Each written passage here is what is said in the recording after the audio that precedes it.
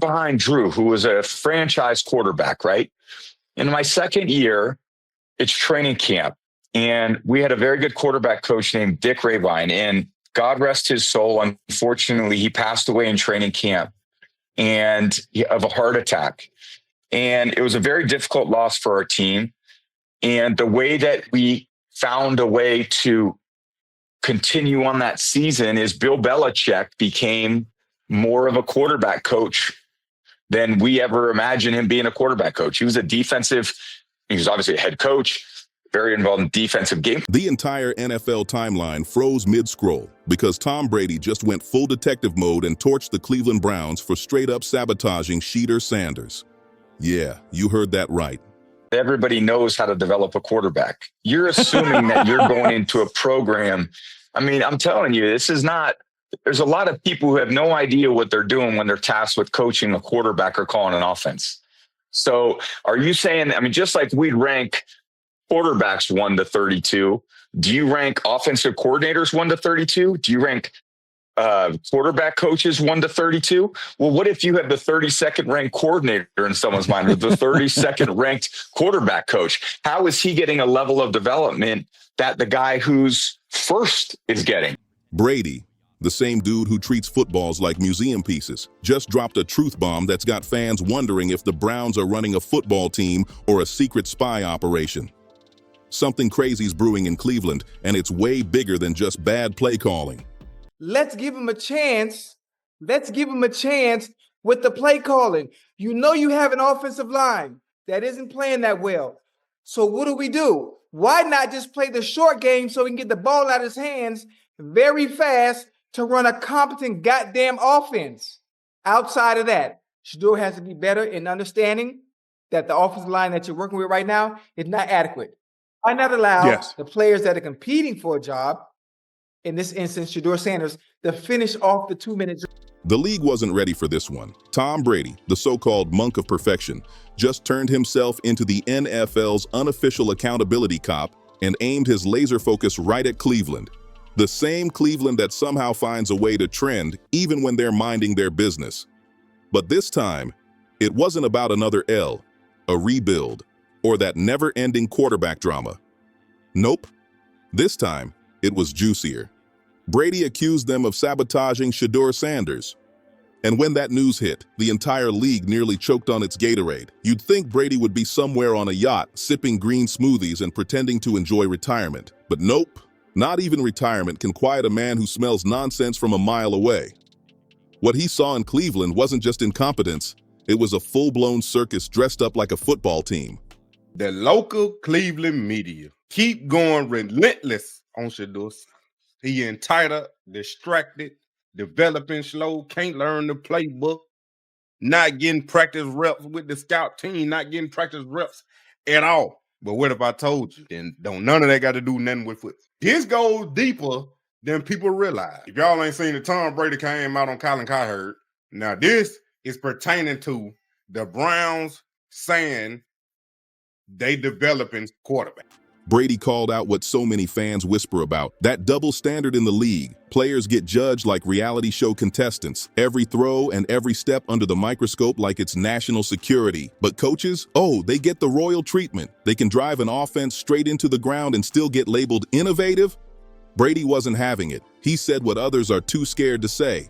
Some of these coaches wouldn't recognize player development if it smacked them with a laminated playbook. That's where Shedeur Sanders comes in. The kid's been picked apart like a lab frog while his coaches walk away untouched. Cleveland somehow made his transition into the NFL look like a setup instead of a shot at greatness. Imagine being tossed into a system where your coaches treat development like fiction, then blame you for struggling. It's like being told to bake a cake with no flour and then yelled at for serving air. That's Shedeur's reality right now, and Brady wasn't about to let that slide. Cleveland's coaching staff has been moving like it's not their problem, grading, evaluating, critiquing. But when you ask who actually worked hands-on with Shedeur, crickets, absolute silence. Apparently, the Browns' version of player development is handing a guy a helmet, a playbook, and a half-hearted good luck. Then, when everything falls apart, they shrug and say, "See, he's not ready." It's either the Browns are actually developing Shedeur, which I told y'all before too. They actions say otherwise. But Tom Brady gonna break it down in how he got developed early on in his career, eventually lead him to 7 Super Bowls. So if quarterbacks not getting developed, anything similar to this, Tom Brady saw straight through that nonsense. He's seen every kind of player and every kind of system. He knows talent when it's real, and he knows when a team's environment is straight up toxic.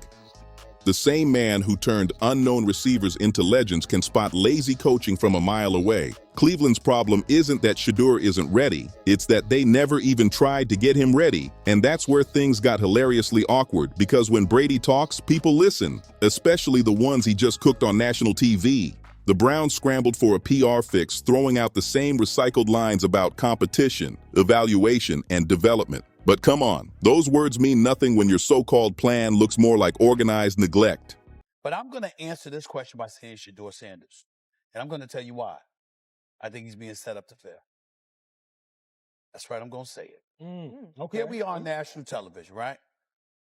There's been 11 practices, if I remember correctly. He's been starting against he's been playing against the third unit.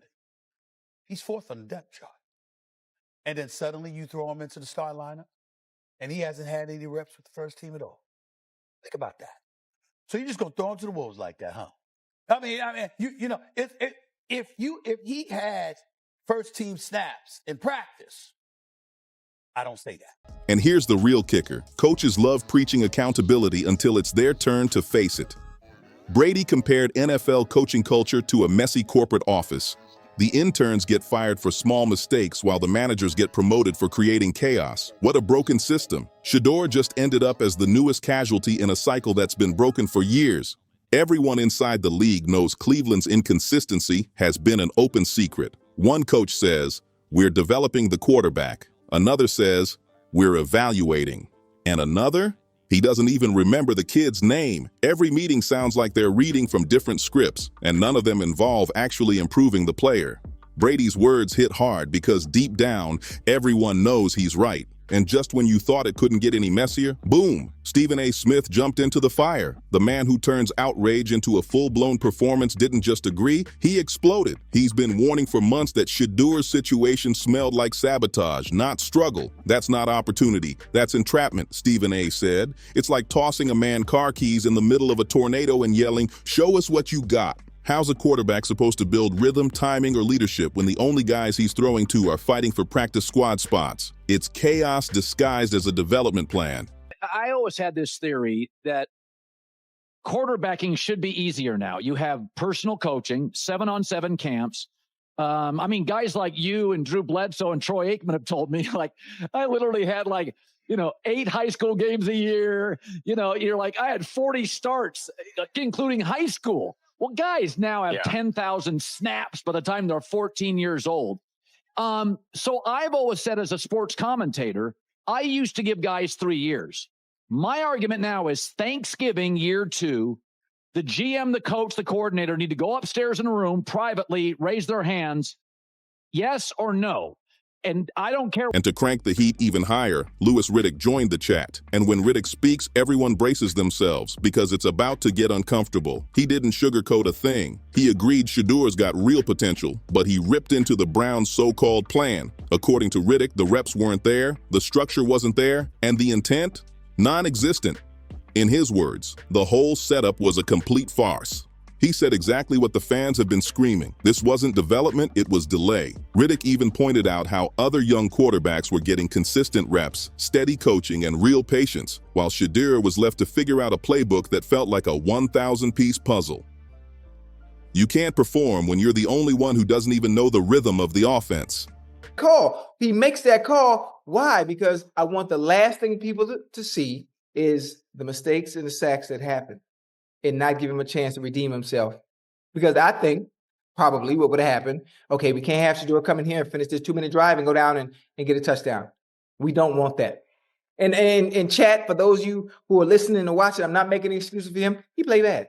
But I can tell you why he played bad. I mean, if you know the game of football and understand the game of football, understand that those that are in there with him during that time, I'm not going to be on the team. Every single snap turned into a high-stakes audition, and the silence from Cleveland's leadership said it all. Not one person stood up for Shedeur. If nobody in that building is advocating for him, he's basically an orphan inside the organization. No mentor, no protection, no accountability. That's not development, that's a career death trap. And then came the cherry on top, the moment that made this whole saga feel like a straight-up football soap opera. Jimmy Haslam, the Browns owner himself, casually admitted he had no idea Shedeur Sanders was even signed. None. He literally said he left that decision entirely to the coaching staff. Like what? How does an NFL owner not know about a quarterback being added to his own roster? That's not management. That's negligence wrapped in a designer suit. Brady's comments started making perfect sense after that bombshell. How's a player supposed to thrive when the people running the team don't even know who's running the team? Haslam's confession sounded like someone saying, "Oh, we adopted a kid? Cool. Hope he's doing fine." That's not how you build a franchise. That's how you build pure chaos. And if you thought Stephen A. Smith was fired up before, this sent him into orbit. He went off. Hard. He said what everyone else was too polite to say. Haslam's "I didn't know" wasn't an accident. Why is the third quarterback getting interviewed? You got nothing to do with the game. Okay, it's all for media clicks. And he's a heck of a personality, but the personality can't come out till you do something on the field. And it's a big week for Dylan Gabriel and a big week for the Browns. I mean, making that transition for him even be available to the press. I don't know why he's doing it. I mean, you tell me. You know how that works. Is that the front office? Is that the comms team? Like, who's putting him out? So we're saying it's not really on him. We have to protect him. He's a young player. Yep. Why are we making him available? Exactly. To me, I mean, there's no sense to have. It was a strategy.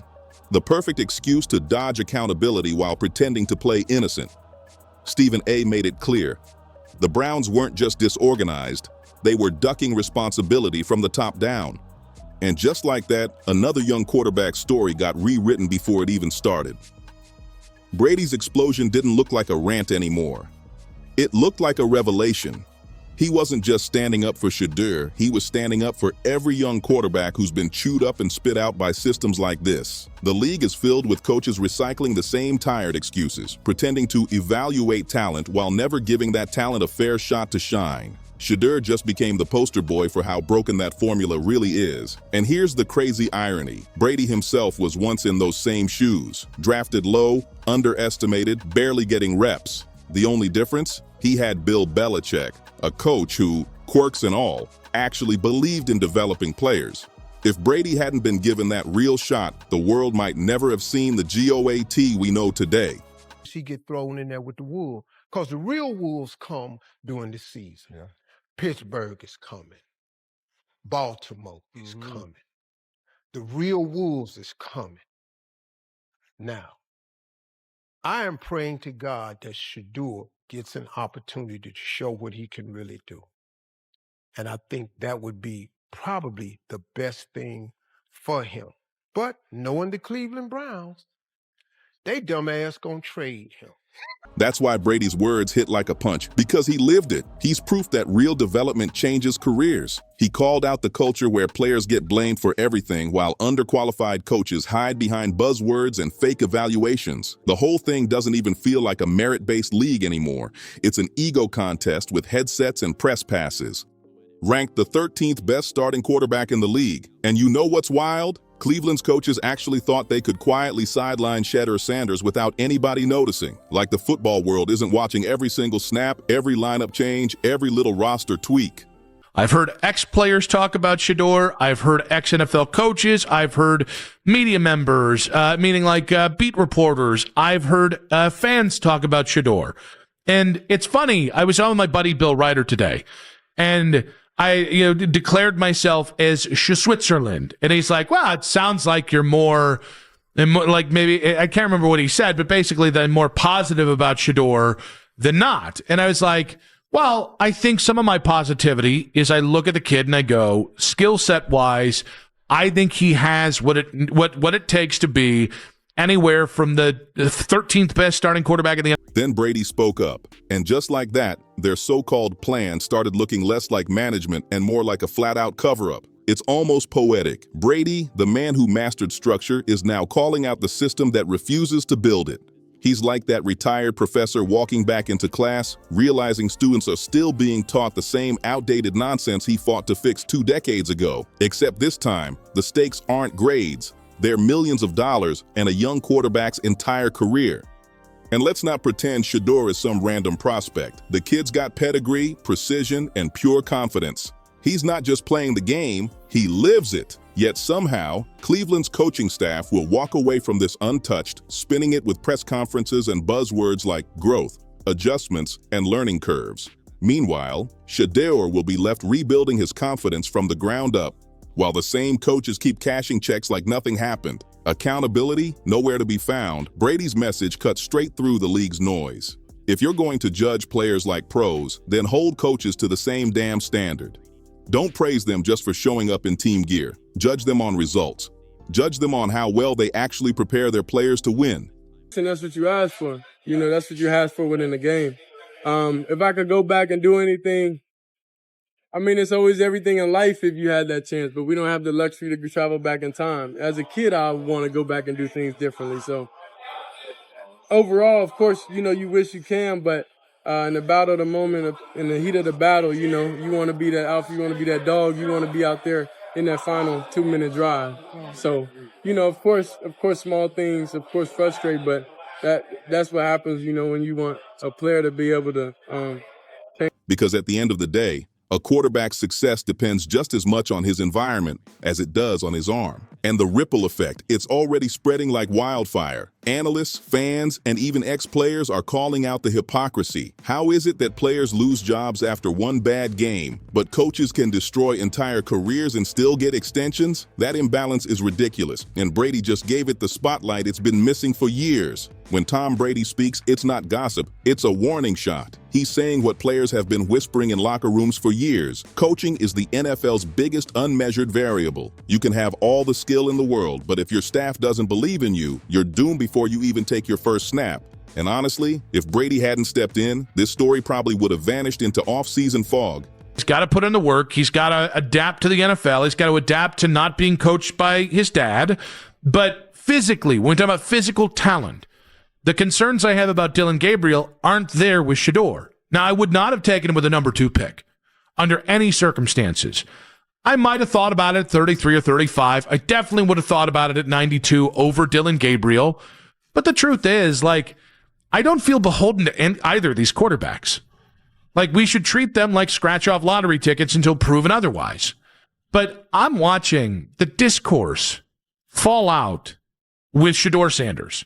And the latest one's pantomiming, but certainly the one before this was him saying that he feels like he could do better than a lot of the starting quarterback stuff you see around the NFL, and that he's confident he'll be ready to go when his numbers. But not anymore. Now Cleveland's under the microscope. Every move with Shedeur will be dissected. Every rep, every quote, every coaching call, all of it's on trial now. Because when the GOAT calls you out, you don't just brush it off. You answer for it. There's something poetic about all of this. A league that still can't figure out how to protect its future. A system where politics outrank progress and loyalty outweighs logic.